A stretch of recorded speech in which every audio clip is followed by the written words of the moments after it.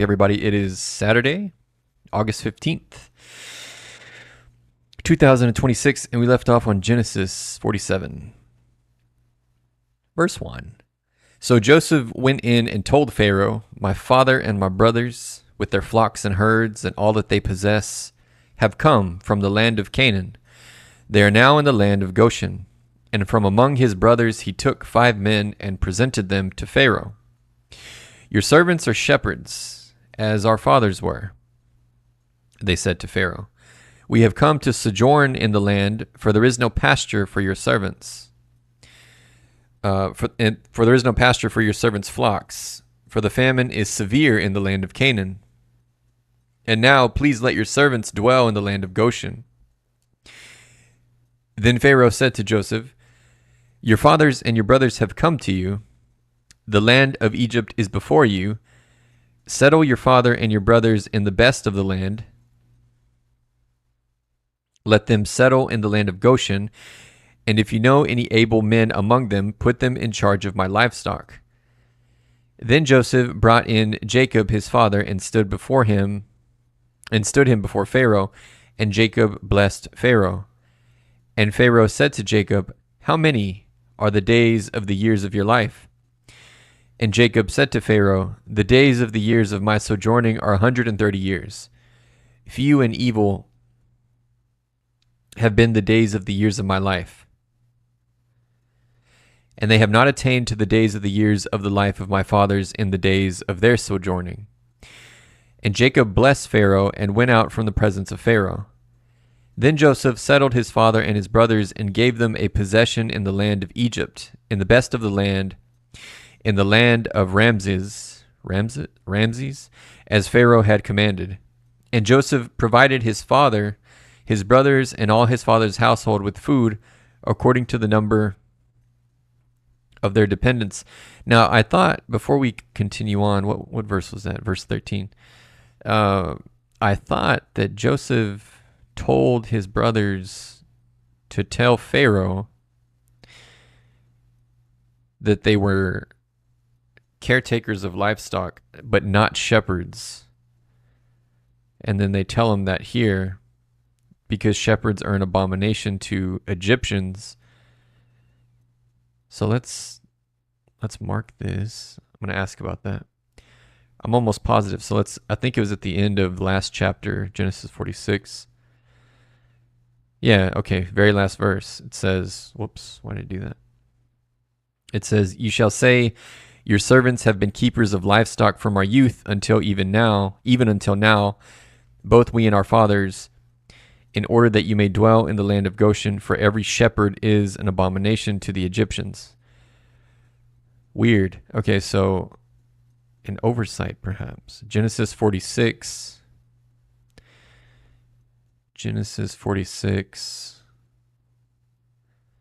34. In Genesis 46:34, Joseph instructs his brothers to tell Pharaoh that they are keepers of livestock and not shepherds, because shepherds are an abomination to the Egyptians. Then in the very next chapter, they say they are shepherds, and there doesn't seem to be any backlash. How do theologians explain this?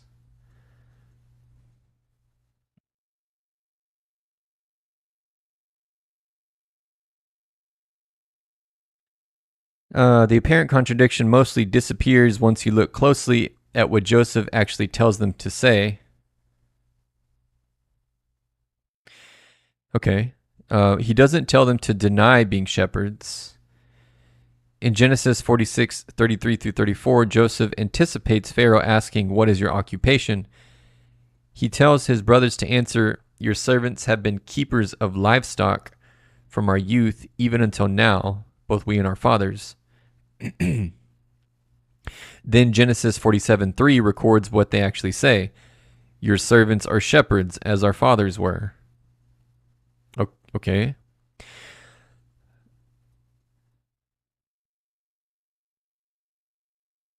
Okay, I don't see where I'm overlooking something. Those statements overlap substantially. The interesting question is why Joseph recommends the broader description, keepers of livestock, even when he knows Egyptians detest shepherds. Joseph's objective was probably separation, not concealment.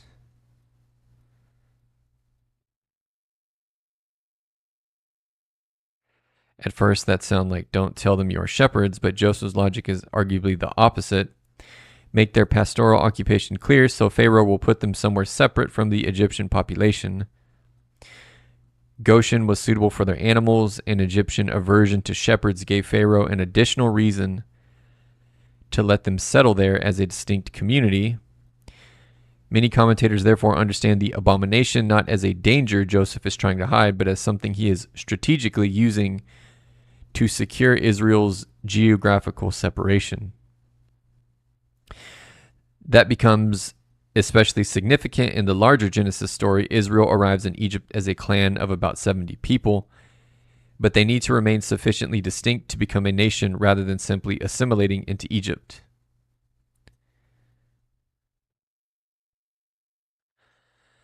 Okay, so the sequence is roughly tell Pharaoh you are livestock people, but they don't do that. They just say that they're shepherds, so that's why I'm kind of missing it. Maybe I'm missing something still. Okay, so the sequence is roughly tell Pharaoh you are livestock people. Egyptians don't associate closely with shepherds. Therefore, you'll be allowed to live separately in Goshen. Keepers of livestock isn't a euphemism, meaning not shepherds.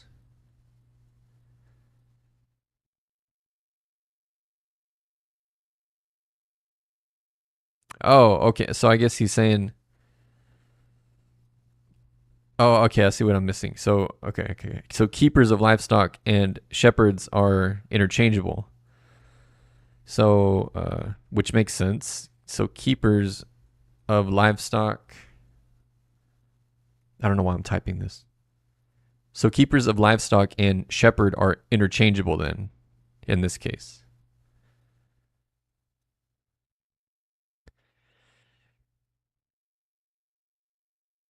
Okay. Keeper of livestock, someone who raises, tends domestic animals. Shepherd, specifically someone who tends flocks. Okay, all right. I was way over analyzing, but I see what... Okay, so I was reading it wrong. So you shall say, your servants have been keepers of livestock from our youth, even until now, both we and our fathers, in order that you may dwell... Okay, so he's saying, do tell them. I thought he was saying, don't tell them. But he's saying... do tell them that you're shepherds, aka keepers of livestock. And because shepherds are an abomination, he'll set you apart from Gen Pop. He's not going to put you with everybody else. Okay. All right. That was all a great big hullabaloo. All right, verse 13. Now there was no food in all the land, for the famine was very severe, so that the land of Egypt and the land of Canaan languished by reason of the famine.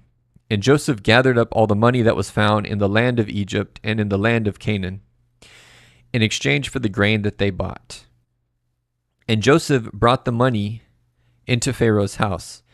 And when the money was all spent in the land of Egypt and in the land of Canaan, all the Egyptians came to Joseph and said, give us food. Why should we die before your eyes? For our money is gone. And Joseph answered, give your livestock, and I will give you food in exchange for your livestock, if your money is gone. So they brought their livestock to Joseph, and Joseph gave them food in exchange for the horses, the flocks, the herds, and the donkeys. He supplied them with food in exchange for all their livestock that year. And when that year was ended, they came to him the following year and said to him, we will not hide from my lord that our money is all spent. The herds of livestock are my lord's. There is nothing left in the sight of my lord but our bodies and our land. Why should we die before your eyes, both we and our land?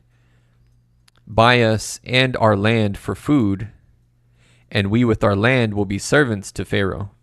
And give us seed that we may live and not die, and that the land may not be desolate. So Joseph bought all the land of Egypt for Pharaoh. For all the Egyptians sold their fields, because the famine was severe on them.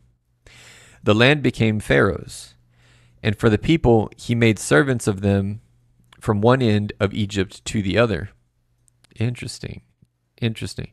Only the land of the priest he did not buy, for the priest had a fixed allowance from Pharaoh and lived on the allowance that Pharaoh gave them. Therefore, they did not sell their land.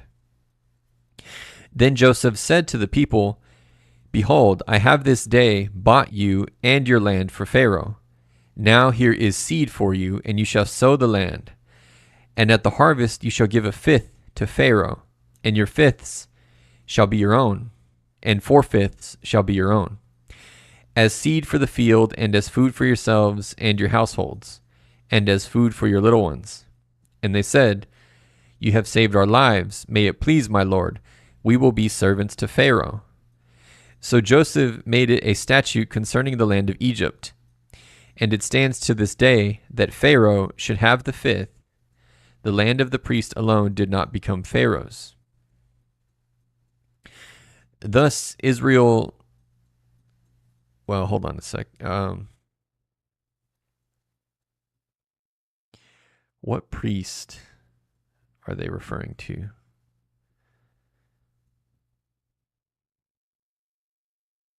What kind of priest are they referring to here? Are these Jewish priests or Egyptian priests? And who are they priests to? I assume these are to the whatever Egyptian gods like Ra, and that's the only one I know really. They are Egyptian priests, not Jewish or Israelite priests. Okay, that was pretty straightforward. Let's see. Verse 27. Thus Israel settled in the land of Egypt, in the land of Goshen, and they gained possessions in it, and were fruitful and multiplied greatly. And Jacob lived in the land of Egypt 17 years. So the days of Jacob, the years of his life, were 147 years. And when the time drew near that Israel must die, he called his son Joseph and said to him, "If now I have found favor in your sight, put your hand under my thigh, and promise to deal kindly and truly with me. Do not bury me in Egypt, but let me die with my fathers. Carry me out of Egypt and bury me in their burying place." He answered, "I will do as you have said." And he said, "Swear to me." And he swore to him. Then Israel bowed himself upon the head of his bed. After this, Joseph was told, "Behold, your father is ill." So he took with him his two sons, Manasseh and Ephraim. And it was told to Jacob, "Your son Joseph has come to you." Then Israel summoned his strength. Wait, I wonder why they... Okay, so hold on.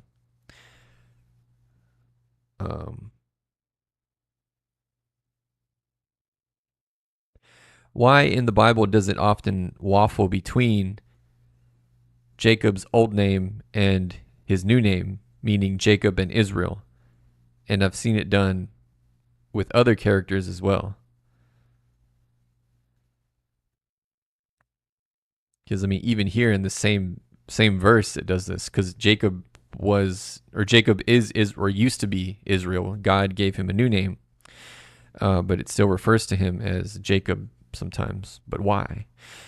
Genesis 48:2 is actually a particularly striking example because the narrator switches names within the same verse. Exactly. It says, "And it was told to Jacob, your son Joseph has come to you. Then Israel summoned his strength and sat up in bed." That is not because the biblical writer forgot which name he was using. In Jacob's case, especially, the two names continue to carry different associations, and Genesis seems at times to exploit that deliberately. So when God renames Abram to Abraham, the old name essentially disappears. But when Jacob is renamed Israel, God says, "Your name is Jacob. Your name is Jacob. No longer shall your name be called Jacob, but Israel shall be your name." Okay, yet Genesis immediately continues using both. Israel isn't functioning quite like a modern legal name change where Jacob becomes an incorrect name. Jacob remains Jacob, while Israel becomes an additional covenantal identity. Okay. So not really an alias, more like just another name, really. I think alias is too weak to describe that. All right, where was I?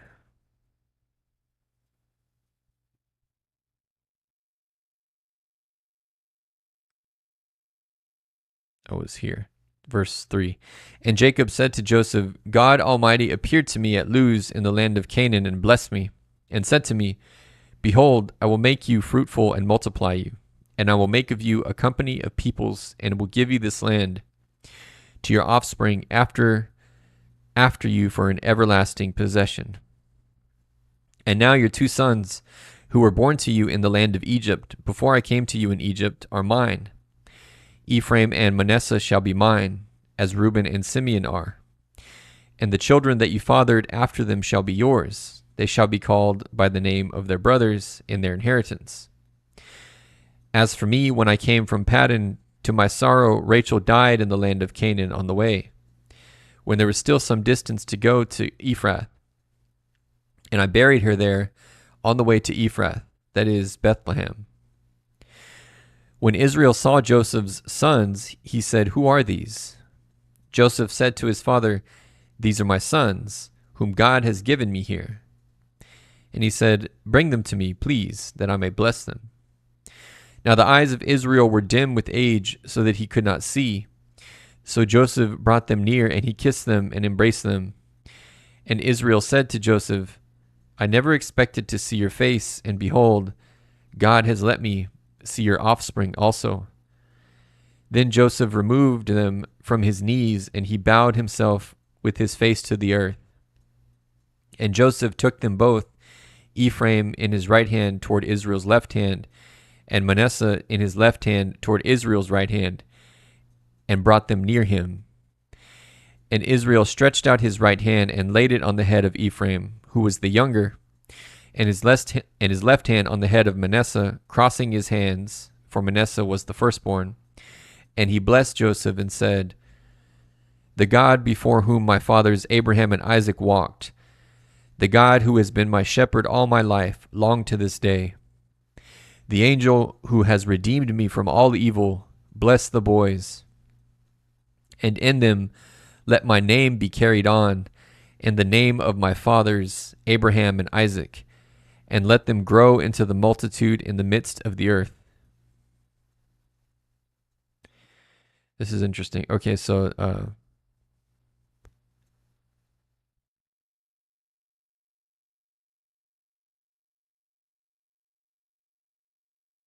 who is this angel that Jacob is referring to? And when, I should ask, when did it happen? I don't remember that. This is a fascinating passage because Jacob seems to speak of God and the angel almost interchangeably.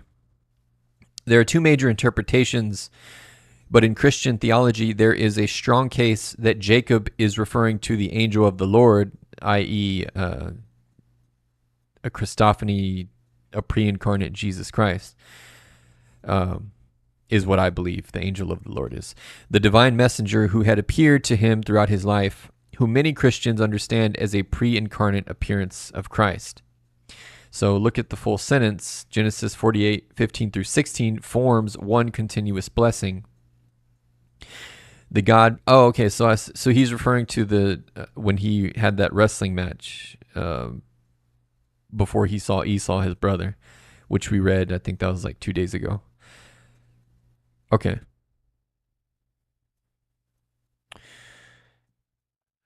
Okay, fair enough. All right, so then verse 17, when Joseph saw that his father laid his right hand on the head of Ephraim, who was the younger, it displeased him, and he took his father's hand to move it from Ephraim's head to Manasseh's head. And Joseph said to his father, Not this way, my father, since this one is the firstborn, put your right hand on his head. But his father refused and said, I know, my son, I know. He also shall become a people, and he also shall be great. Nevertheless, his younger brother shall be greater than he, and his offspring shall become a multitude of nations. So he blessed them that day, saying, By you Israel will pronounce blessing. By you Israel will pronounce blessings, saying, God make you as Ephraim and as Manasseh. Thus he put Ephraim before Manasseh. Then Israel said to Joseph, Behold, I am about to die, but God will be with you and will bring you again to the land of your fathers. Moreover, I have given to you, rather than to your brothers, one mountain slope that I took from the hand of the Amorites with my sword and with my bow. So this is pretty interesting too, because Joseph, where is it? This displeased him because his dad didn't bless the elder, which I suppose, I mean, obviously that was tradition, give the older the blessing. But he also was the youngest, or sorry, not the youngest. Benjamin was the youngest, but he was younger than many of his brothers and was put ahead of them. And so it's interesting that upset him. Why do we think that this upset Joseph if he himself was also a younger brother who was put ahead of older brothers? One might think that he would have been understanding of this particular scenario, even amongst his own sons.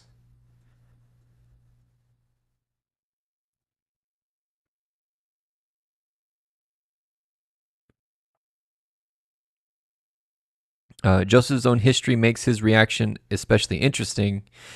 The text does not explicitly tell us Joseph's inner motive, so we should distinguish what Genesis says from what we infer, but the surrounding narrative gives several good reasons why Joseph could be displeased, even though he himself had been the younger brother whom God elevated. Joseph probably thought Jacob had simply made a mistake. That's true. Sometimes I take the displeased. I mean, maybe sometimes some of the translation gets, like the modern wording, it sounds more harsh than it actually was. Let's see.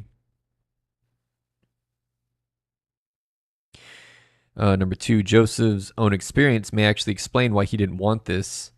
There's an irony here that I think is easy to miss. Joseph knew firsthand what could happen when one son was visibly elevated over his brothers. That's actually a great point. So maybe that's why he didn't want him to have his sons to have that hardship, because obviously it caused hardship.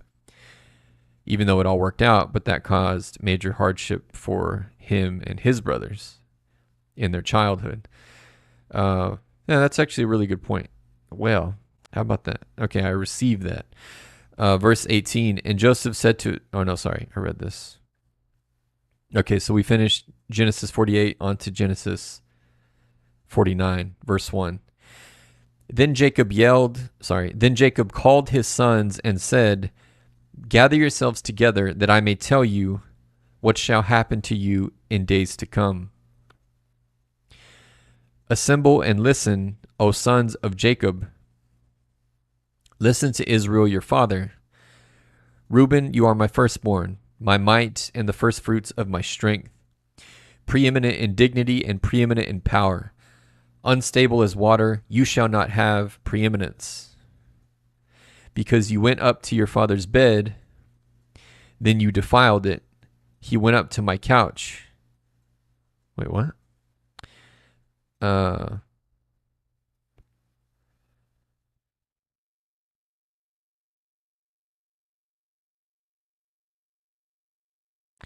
Oh, that's right. I think Reuben slept with one of his father's concubines, I think. What is he saying here? Is this because Reuben slept with one of his concubines? I think that's why I think that was him. Okay, yeah, it was him. Yes, Jacob is referring specifically to Reuben sleeping with Bilhah, Jacob's concubine. And he is explaining why Reuben, despite being the firstborn, will lose the special preeminence normally associated with that position. The incident happened much earlier in Genesis, way back in 35. Okay, yeah, so that was maybe 3-4 days ago reading. It says, while Israel lived in that land, Reuben went and lay with Bilhah, his father's concubine, and Israel heard of it. Bilhah was Rachel's servant and became Jacob's concubine / wife. She was also the mother of Dan and Naphtali. What does Jacob mean in Genesis 49? Jacob is near death in Genesis 49 and is pronouncing blessings, or in some cases, judgments and prophetic declarations over his sons. But he begins by acknowledging everything Reuben should have possessed as the firstborn. In the ancient family structure, the firstborn son normally held a position of exceptional honor, authority, and inheritance. So when Jacob calls him preeminent in dignity and preeminent in power, he is describing the status that naturally belonged to Reuben. Then comes the reversal, unstable as water, you shall not have preeminence.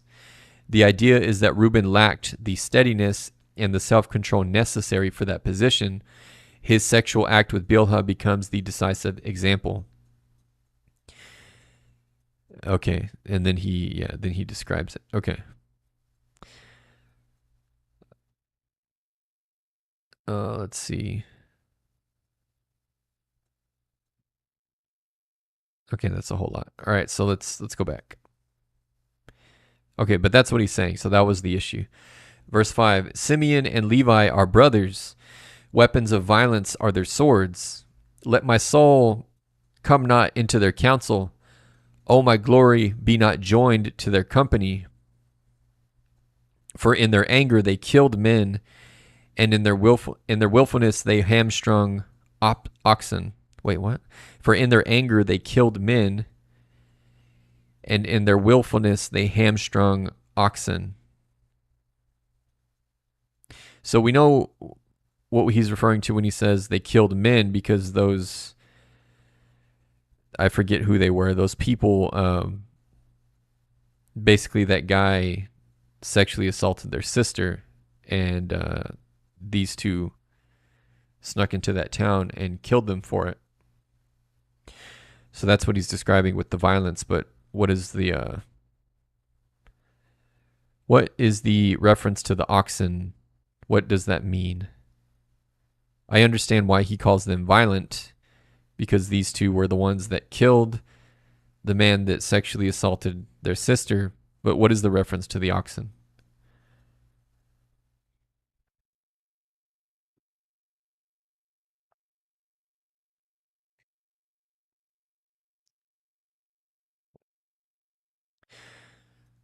Shechem, that's what it was. Levi's massacre at Shechem after their sister Dinah was violated. The line about the oxen, though, is easy to miss because Genesis 34 doesn't explicitly narrate the hamstringing oxen. In Genesis 49:6, Jacob says, for in their anger they killed men, and in their willfulness they hamstrung oxen. So what does hamstrung oxen mean? To hamstring an animal meant cutting the tendons at the back of its legs, effectively crippling it. Oh, man. In Hebrew, the phrase is words I can't pronounce. Ikeru sor, literally something like they hamstrung an ox. So Jacob appears to be saying that Simeon and Levi's violence at Shechem extended beyond killing the men. They also deliberately maimed livestock. Oh, I see. Okay. That detail is not mentioned in the narrative of Genesis 34. Genesis 34, 27 through 29 instead says Jacob's sons plundered Shechem, taking the flocks, herds, donkeys, possessions, women, and children. Genesis 49 therefore seems to preserve an additional detail about the incident that the earlier narrative did not spell out. So, okay, so why would they cripple oxen? They weren't killing the oxen for food. Hamstringing is destructive rather than useful. An ox was an enormously valuable working animal, essentially agricultural equipment, transportation, and wealth rolled into one. So Jacob's accusation seemed designed to emphasize the excessiveness and destructiveness of their rage. Yeah, there's some not stable, way over the top. Okay, so verse 7. Cursed be their anger, for it is fierce, and their wrath, for it is cruel. I will divide them in Jacob and scatter them in Israel. Judah, your brothers shall praise you. Your hand shall be on the neck of your enemies, and your father's sons shall bow down before you. Judah is a lion's cub. From the prey, my son, you have gone up. He stooped down. He crouched as a lion and as a lioness. Who dares rouse him? The scepter shall not depart from Judah, nor the ruler's staff from between his feet, until tribute comes to him, and to him shall be the obedience of the peoples. Binding his foal to the vine, and his donkey's colt to the choice vine. He has washed his garments in wine, and his vesture in the blood of grapes. His eyes are darker than wine, and his teeth whiter than milk. Zebulun shall dwell at the shore of the sea. He shall become a haven for ships, and his border shall be at Sidon. Issachar is a strong donkey, crunching between the sheepfolds. He saw that a resting place was good, and that the land was pleasant, so he bowed his shoulder to bear, and became a servant at forced labor. What does that mean? I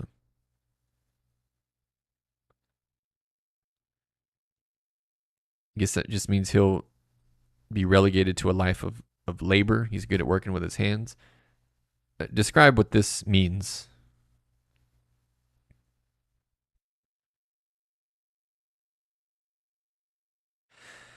This passage is part of Jacob's final blessing over his sons. The imagery is a little strange to modern ears, but it becomes clearer piece by piece. So he says, Issachar is a strong donkey. This is not necessarily an insult. In the ancient world, a donkey was an important work animal, valued for its strength, endurance, and ability to carry heavy loads. So Jacob is portraying Issachar as strong, sturdy, and capable of bearing burdens. The emphasis is less, okay, I got it, crouching between the sheepfolds. The Hebrew here is somewhat difficult, and translations differ, sheepfolds, saddlebags, campfires, etc., but the basic picture is of a strong animal settled down in a comfortable place rather than roaming or fighting. That connects directly with the next sentence. He saw that a resting place was good and that the land was pleasant. So Issachar sees good land and comfortable rest and values them. Historically, the tribe of Issachar eventually received fertile territory in the Jezreel Valley and surrounding areas, excellent agricultural land. So the picture is something like, this is good country, I can settle here, the land is productive, and life can be comfortable. But then comes the cost. He says, so he bowed his shoulder to bear. Picture a donkey lowering its shoulders so that a heavy load can be placed on its back. Issachar is strong enough to work, and because he wants to remain in this pleasant land, he accepts the burden required to keep it. I see. So he'll be comfortable and he'll have enough, but he'll work very hard for all of his days. Then Jacob makes the metaphor explicit and become a servant at forced labor. This is the darker side of the prophecy. Issachar's desire for peace, rest, and fertile land would apparently result in submission. Rather than resisting domination, the tribe would be willing to bear heavy labor or tribute in exchange for remaining in its desirable territory. Oh, I see. So there's an interesting tension in the prophecy. Issachar has great strength, but strength does not automatically produce freedom. His love of comfortable, productive land leads him to accept burdens that someone with his strength might otherwise resist. Okay, that makes the passage potentially cautionary. Comfort can become expensive when preserving comfort becomes more important than preserving freedom. Well, isn't that the truth? I believe in modern terms, that's what we would call, or at least you could relate that to the golden handcuffs. Like, when you earn a good salary, and so you never want to leave because you got all these benefits. You're like, why would I leave? But maybe you're not happy, but you're doing it for the money, so on and so forth. That could be a modern day comparison. All right, anyway, let's go back. Verse 16, Dan shall judge his people as one of the tribes of Israel. Dan shall be a serpent in the way, a viper by the path, that bites the horse's heels, so that his rider falls backwards. I wait for your salvation, O Lord. Raiders shall raid Gad, but he shall raid at their heels. Asher's food shall be rich, and he shall yield royal delicacies. Naphtali is a doe let loose that bears beautiful fawns. Joseph is a fruitful bow by a spring. His branches run over the wall. The archers bitterly attacked him, shot at him, and harassed him severely, yet his bow remained unmoved. His arms were made agile by the hands of the mighty one of Jacob. From there is the shepherd, the stone of Israel. By the God of your father who will help you, by the Almighty who will bless you, with blessings of heaven above, blessings of the deep that crouches beneath, blessings of the breast of the end of the womb. The blessings of your father are mighty beyond the blessings of my parents, up to the bounties of the everlasting hills. May they be on the head of Joseph, and on the brow of him who was set apart from his brothers. Benjamin is a ravenous wolf, in the morning devouring the prey, and at evening dividing the spoil. All these are the 12 tribes of Israel. This is what their father said to them as he blessed them, blessing each with the blessing suitable to him. Then he commanded them and said to them, I am to be gathered to my people. Bury me with my fathers in the cave that is in the field of Ephron the Hittite, in the cave that is in the field at Machpelah, to the east of Mamre, in the land of Canaan, which Abraham bought with the field from Ephron the Hittite to possess as a burying place. There they buried Abraham and Sarah his wife. There they buried Isaac and Rebekah his wife, and there I buried Leah. The field and the cave that is in it were bought from the Hittites. When Jacob finished commanding his sons, he drew up his feet into the bed and breathed his last and was gathered to his people.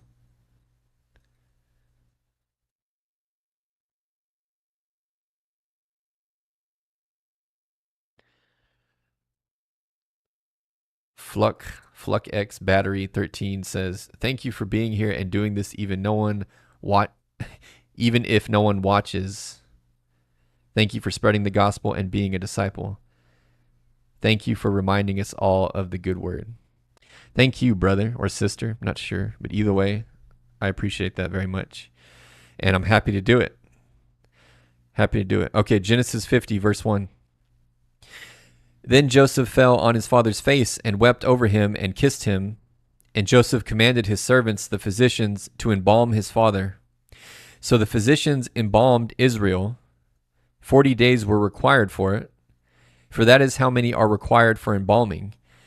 And the Egyptians wept for him 70 days. And when the days of weeping for him were past, Joseph spoke to the household of Pharaoh, saying, if now I have found favor in your eyes, please speak in the ears of Pharaoh, saying, my father made me swear, saying, I am about to die. In my womb that I hewed out for myself in the land of Canaan, there shall you bury me. Now therefore let me please go up and bury my father, then I will return. And Pharaoh answered, go up and bury your father, as he made you swear. So Joseph went up to bury his father.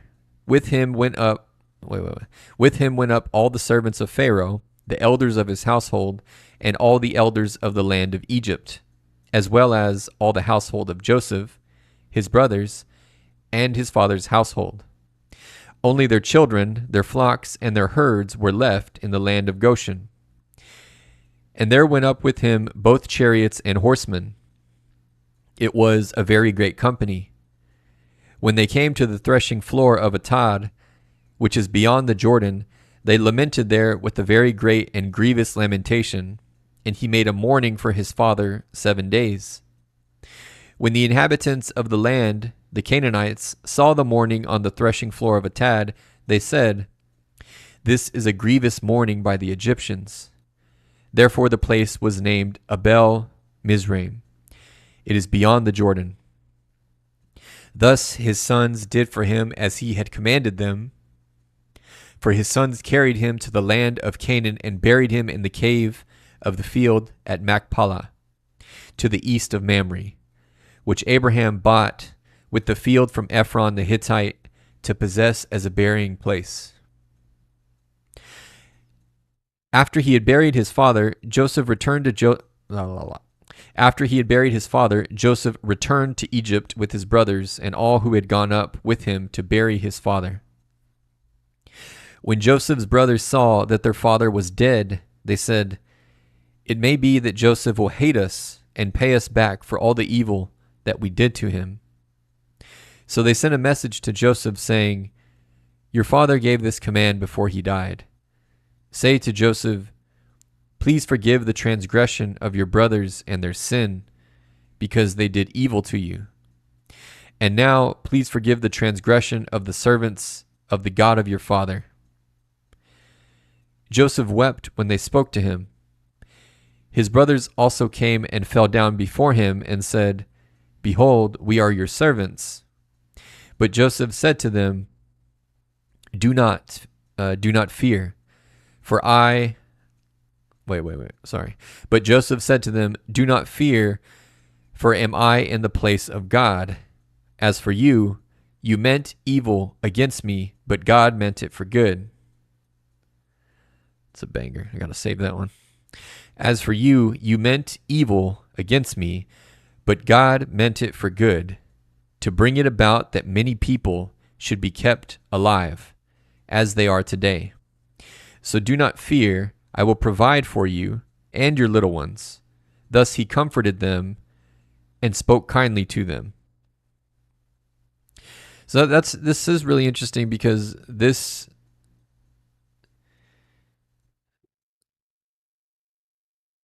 I suppose you could call it a bad habit. I think it, or at least it's starting to feel like a bad habit of mine where maybe I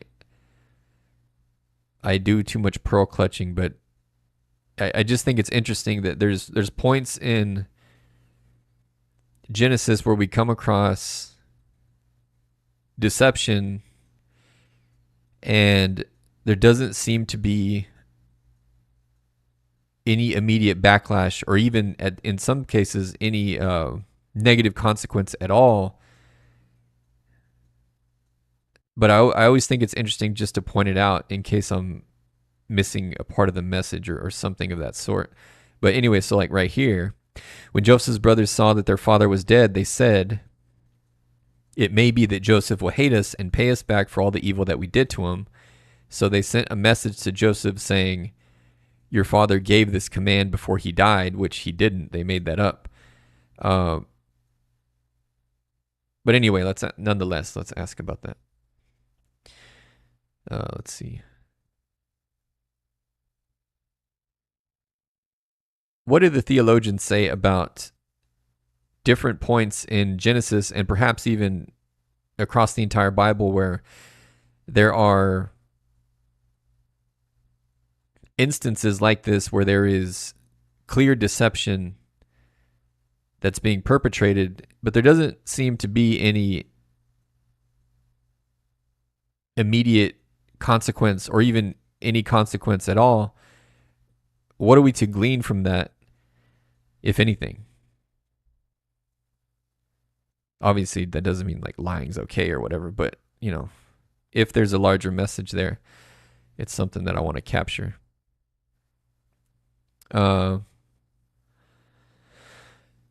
This is a real and important feature of biblical narrative, especially Genesis. Scripture will sometimes report deception without immediately inserting a moral verdict or narrating a punishment. That can feel strange because we expect something like they lied, therefore God punished them. Yeah, that's what I was trying to say. But biblical narrative often works more subtly than that. And Genesis 50:15 through 17 is an especially interesting example because interpreters have disagreed for centuries about whether the brothers are actually lying. Well, I mean, it certainly, at least in this way that it's translated, it certainly seems like they are. Because first they reason that now that Jacob is dead, now that he's dead, Joseph might feel a certain way about what they did to him. Therefore, let's send this message. So it seems like deception. First, are Joseph's brothers definitely lying? Not quite definitely, according to ChatGPT, but the suspicion is strong. Genesis never records Jacob giving this command. In fact, Genesis 48 through 49 gives us a lengthy account of Jacob's final words to his sons, which we just read. And this instruction is conspicuously absent. For that reason, many Jewish interpreters understood the brothers to have invented the message. Yeah, and I think really that's all there's to say about it. I mean, if the Bible doesn't address it directly, we don't need to dig that much further into it, but I just thought it was interesting to point those instances out. All right, let's finish this. Let's see. Okay, verse 22. So Joseph remained in Egypt, he and his father's house. Joseph lived 110 years, and Joseph saw Ephraim's children of the third generation. The children also of Machir, the son of Manasseh, his oldest, were counted as Joseph's own. And Joseph said to his brothers, I am about to die, but God will visit you and bring you up out of this land to the land that he swore to Abraham, to Isaac, and to Jacob. Then Joseph made the sons of Israel swear, saying, God will surely visit you, and you shall carry up my bones from here. So Joseph died, being 110 years old. They embalmed him, and he was put in a coffin in Egypt.